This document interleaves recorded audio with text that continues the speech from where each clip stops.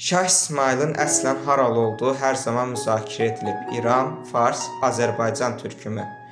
Şah İsmail və Səfəvi xanədanı Azərbaycan türküdür və Azərbaycan Səfəvi dövləti də türk dövlətidir. Bunu mənbələr və faktlar əsasında sizə izah edəcəm. 1. Şah İsmailin anası Aləmşah bəyim Ağ qoyunlu hökmdarı Uzun Həsənin qızıdır. Bu baxımdan Şah İsmail ana tərəfdən Bayandurlu xanədanının qanını daşıyırdı.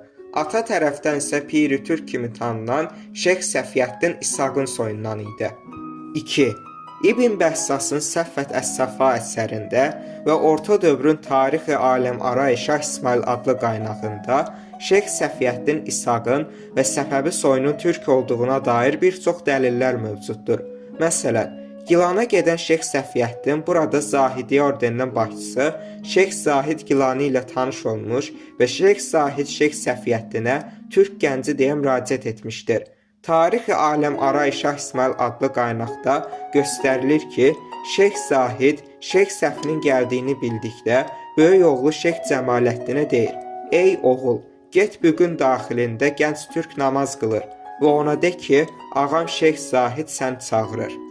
3. Şah İsmail Səfəvi 1501-ci ildə Azərbaycan Səfəvi dövlətini elan etdikdən sonra Azərbaycan türkcəsini dövlət dili elan etmiş və bu Azərbaycan tarixində bir ilkdir. Şah İsmail eyni zamanda Xətai təxəllüsü ilə Azərbaycan türkcəsində şeirlər yazmış, Dəhnamə poeması onun əsərlərindən bir nümunədir.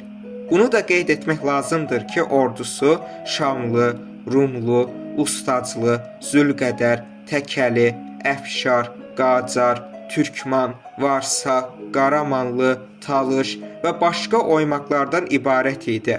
Talış oymağından başqa burada adı keçən bütün oymaqlar türk kökənlidir.